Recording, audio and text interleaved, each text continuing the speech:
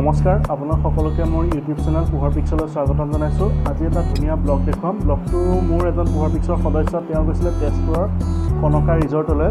তেওঁ সেই ৰিজৰ্টখনৰ বিষয়ে ধুনীয়াকৈ আপোনালোকক দেখুৱাব। কি দেখুৱাই চাওঁ আৰু ভিডিঅ'টো শেষলৈকে চাব। এয়া আমি আহি আছোঁ কনকা ৰিজৰ্টলৈ। চাওকচোন, পাইছোঁহি কনকা ৰিজৰ্ট। এয়া কনকা ৰিজৰ্টৰ সোমোৱা এটা বৰ ধুনীয়া নেচাৰেল পৰিৱেশ, বাগানৰ মাজে মাজে কাষত ধুনীয়া ধুনীয়া তামোল গছত আকৌ কপৌ ফুলো লগোৱা আছে। এপ্ৰিল মাহ বহাগ মাহত বৰ ধুনীয়া কপৌ ফুল ফুলে চাগে, কাৰণ প্ৰত্যেকজোপা গছতেই কপৌ ফুলৰ গছ আছে। তো লাহে লাহে আমি ভিতৰলৈ প্ৰৱেশ কৰি আছোঁ। এয়া আমি গেট পালোহি। আৰম্ভণি তোৰণটো বৰ ধুনীয়াকৈ বনাই আছে। হওকচোন, লাহে লাহে সোমাই যাওঁ। এটা ধুনীয়াকৈ বৰ লিখা আছে, কনকা ভিলেজ ৰিজৰ্টলৈ আদৰিছোঁ। বৰ ধুনীয়াকৈ গেটটোত অসমীয়াত লিখা আছে। লাহে লাহে এইটো সন্মুখৰ গেট। ইয়াতে গোটেইখিনি লিখা আছে ধুনীয়াকৈ। নাও চলোৱা, অভ্যৰ্থনা গৃহ, মাছ ধৰা, সূৰ্যাস্ত চোৱা স্থান, জৈৱিক চাহ উৎপাদন গৃহ, কাপোৰ সলোৱা, সাঁতোৰা স্থান, চবখিনি আছে।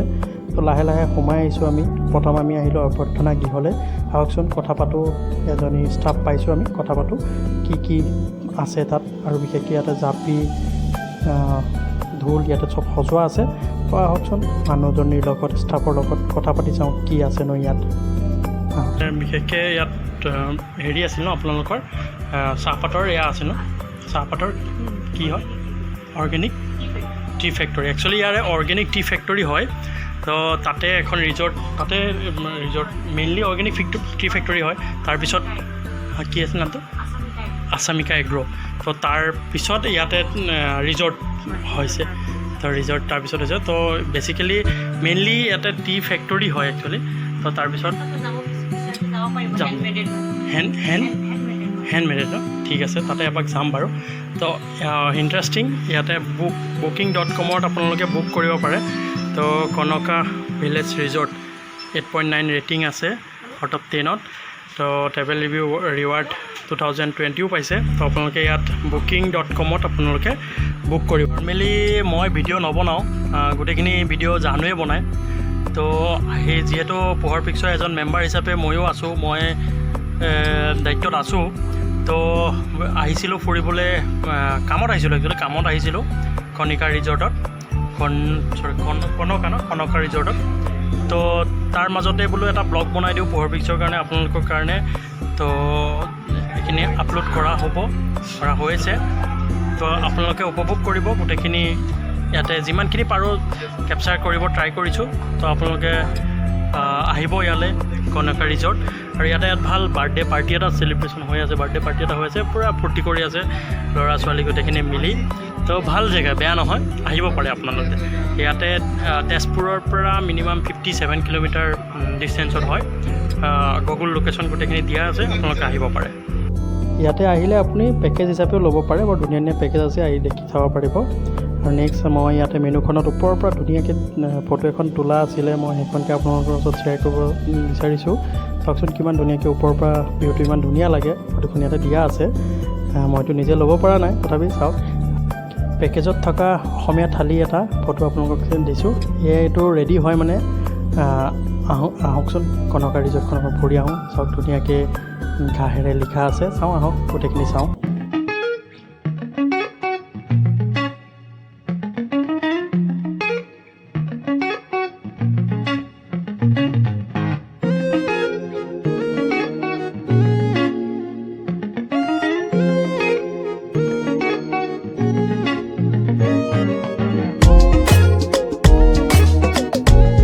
এয়া আগত যে দেখিছে সৰু সৰু কটেজকেইটা, তাতে থকাকৈ আপোনালোকে 90 টকাকৈ আহিবও পাৰে।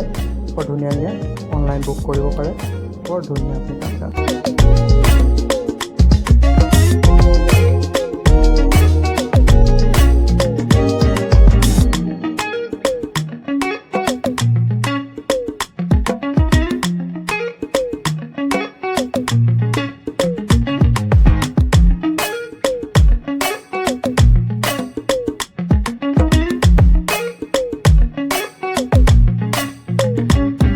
তো আমাৰ খানাটো ৰেডি হৈছে বোলে। তো মাতিছে, ব'লকচোন চাওঁগৈ কি তো এই মেনুত দেখুৱা আপোনালোকৰ এই টোপোলাটো দেখিছে এয়া আমাৰ ইয়াৰ ভিতৰত কি আছে খুলি দেখাম লাহে লাহে চাই থাকক লাহে লাহে বস্তুখিনি আহি আছে দি আছে তো চাই থাকক ভিডিঅ'টো আৰু লাষ্টলৈকে চাব ভিডিঅ'টো যথেষ্ট ইণ্টাৰেষ্টিং আছে পিছলৈ তো এয়া লাহে লাহে খুলিছোঁ চাওক কি আছে ন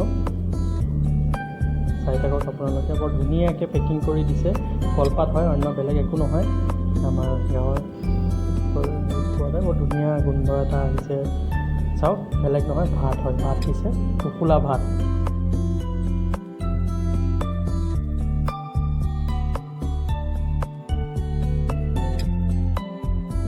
ভাত দিয়াৰ পিছতে এয়া ভাতৰ লগৰ আঞ্জাখিনি আনিছে কি আনিছে আপোনালোকক এটা এটাকৈ দেখাই যাম চাই থাককচোন ভিডিঅ'টো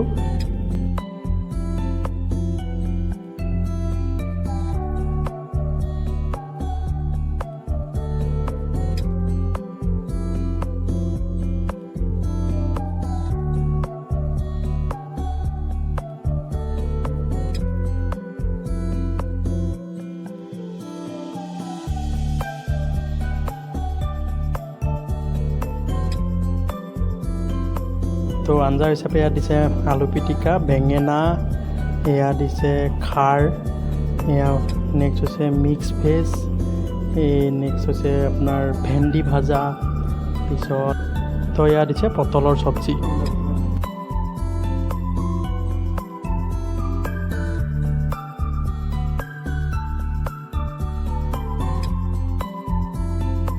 লগতে আৰু এটা দিছিলে এয়া বিলাহীৰ চাটনি বুলি কৈছিলে ভাল লাগিলে খাই তো আমি খানাটো ষ্টাৰ্ট কৰোঁ তেতিয়ালৈকে ভিডিঅ'টো চাই থাকক আৰু পিছত ইণ্টাৰেষ্টিং আছে খানাটো ষ্টাৰ্ট কৰোঁ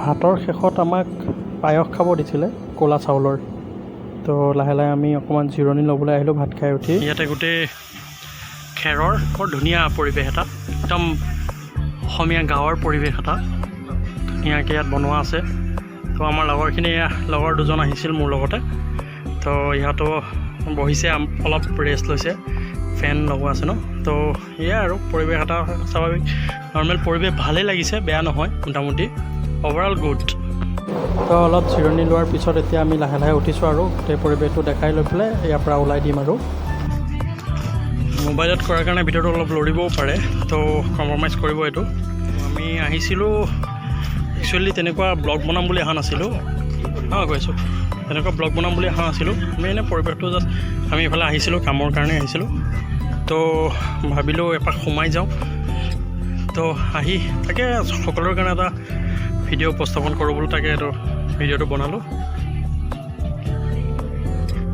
তো ইয়াতে পেকেজত খেলাৰ কিছুমান হেৰি আছে ফান এক্টিভিটিছ আছে তো টেবুল টেনিছ খেলিব পাৰে আপোনালোকে ইয়াত আহি কেৰম খেলিব পাৰে সময় অতিবাহিত কৰিবলৈ কাৰণে বহুত কিছুমান আছে ভলীবল আছে ইফালে বাহিৰত প্লেগ্ৰাউণ্ড আছে তো খেলাৰ পৰা বহুত ধুনীয়া ধুনীয়া জেগা আছে ইয়াত তো চাওঁতে সন্ধিয়া হ'ল আমি লাহে লাহে বাহিৰলৈ ওলাই আহিছোঁ এতিয়া তো অলপ ওলাই গেটৰ বাহিৰলৈ ওলাই অলপ ছাইডলৈ আহিছোঁ এইফালে বাগান আছে ছাইডত তো আমি আহিছিলোঁ এই ৰাস্তাটো দি আহিছিলোঁ আমি আহোঁতে বৰ ধুনীয়া তামোল গছৰ মাজেদি বৰ ধুনীয়াকৈ বনোৱা আছে চাওকচোন তো বাকী এইখিনি বাগান এইটো এটা ৰাস্তা এইফালে ক'লৈ যায় গম নাপাওঁ আমি যোৱা নাছিলোঁ এতিয়া মধুৰিআম পাৰি আছে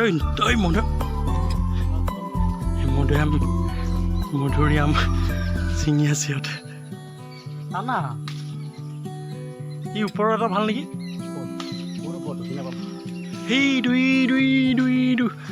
সেইখিনি এটা আছে ওপৰত নিজে দেখা নাই এই ওপৰত এটা আছে চাওঁ মধুৰিআমটো দেখা ঠিক আছে ধুনীয়া বস্তু এটা দেখিলোঁ চৰাই থাকিবৰ কাৰণে প্ৰত্যেক জেগাতে প্ৰত্যেক গছৰ ডাঙৰ ডাঙৰ গছত এটা ঘৰ বনাই দিছে আপোনালোকে খেয়াল কৰিছেনে নাই নাজানো মই কেমেৰা ইমানখিনি কভাৰ কৰিব পৰা নাই মই মোবাইলৰ কেমেৰা দি কভাৰ কৰিছোঁ যিমান পাৰোঁ চেষ্টা কৰিছোঁ তো চাওকচোন বৰ ধুনীয়াকৈ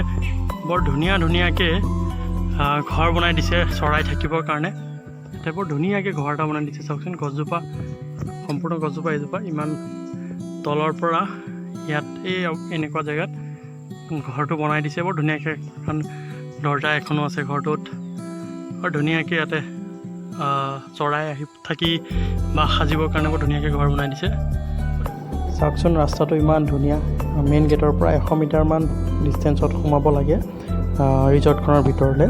তো এইটোৱে ৰাস্তা বাগানৰ মাজে মাজে, কিমান ধুনীয়া চাওকচোন।